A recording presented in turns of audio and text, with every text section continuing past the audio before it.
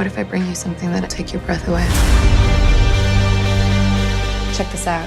There's a girl born in India with Sophie's exact iris pattern. Impossible. Maybe the eye really is some kind of window to the soul. You should go to India. I'm looking for someone. All I have is a picture of their eyes. Could you help me find her? What would you do if something spiritual disproved your scientific beliefs?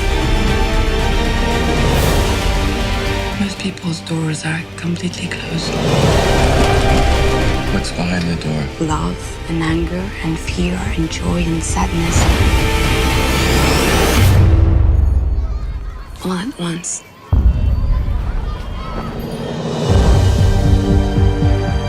Congratulations on the film. This one is so cool, and I can't stop thinking about it. So I know that this is probably what you wanted, but in the middle of a summer to have a great kind of thinking person's sci-fi film. This is our victory lap, man. Yeah. We're just running around high-fiving. It's great.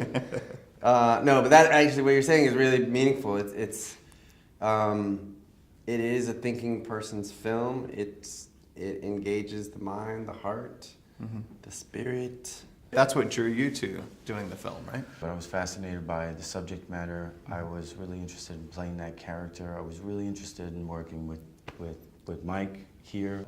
Yeah, I mean, there was a lot of things, and that's kind of when you're, as an actor, that's what you're hoping for. The best case scenario is when all those things kind of line up.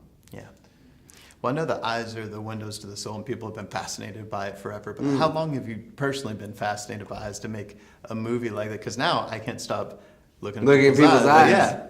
Well, that's the thing. Like, if you've ever met somebody for the first time, and you look in their eyes, and you feel this incredible sense of familiarity, your love or your best friends or whomever, and you meet them for the first time. I know we're looking at each other's eyes really intensely right now. This is like a moment we're having here. I wanted to create a narrative to try and explain that, or I wanted to seek out a narrative, not create, seek out a narrative that could explain what that was about. Why do we feel that? And this movie answers that question, perhaps. And have you been looking more at people's eyes in a different way than before, perhaps? It pinpointed what we do. I mean, one thing about Mike and his movies that I think is really interesting about him as a filmmaker is he's able to pinpoint these really broad human things, that sort of, everyone is feeling, and I don't know anyone in the world who hasn't looked in someone's eyes and felt something, whether it be love or even the opposite, distrust or something. It's where you go. Yeah. It's where you go when you want answers, unconsciously, consciously and unconsciously. Yeah.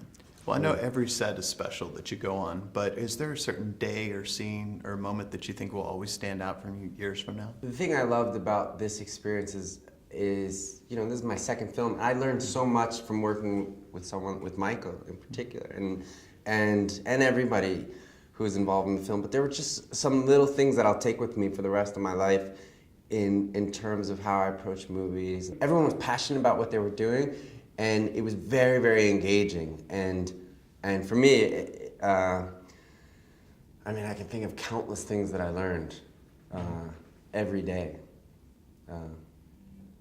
You want to know one in particular? Sure. Yeah, is there just something that stands out? Don't drink the water. Top here. Don't drink the water in India. Yeah. That's something I learned the hard way. You know what I'm saying, Frankie? Frankie knows. Frankie drank the water, man. So many micro things. I don't know. I'm not really sure. But like for example, put the meteor or the more emotionally intense stuff early in the day. That was one thing that I learned from Michael that will be infinitely useful in my future. It's give time for the things that need time. Well, I know you both are producers and you're both writers in your own right, and of course the director. How hard is it to get a movie like this off the ground? I think when you have a director who knows what he's doing, I think it's a lot easier. You know, that's sort of a compliment that I can give Mike. You know, there's people that can direct a film, but sometimes they lack in other areas. You know, something that's interesting about him as a filmmaker is that he's very, very aware of where cinema is right at this moment and how he can use that to his advantages. You know, like what to ask for and how to make things happen, and having a true understanding of the gear, of a true respect with actors. I mean, I think he's going to be able to work with any actors that he wants, because he truly has a respect for them. Well, last thing, we always ask people their Hail Mary moment. I'll tell you my Hail Mary moment in this movie. In India, there's a shot that's very, very expensive, and I remember I sat down with Hunter and Alex, our producers, and they were like, there are a few different ways to get this. What do you want to do? These are the less expensive ones. This is a really expensive one. And to give you a sense of it, it was 1/10 of our entire budget of India.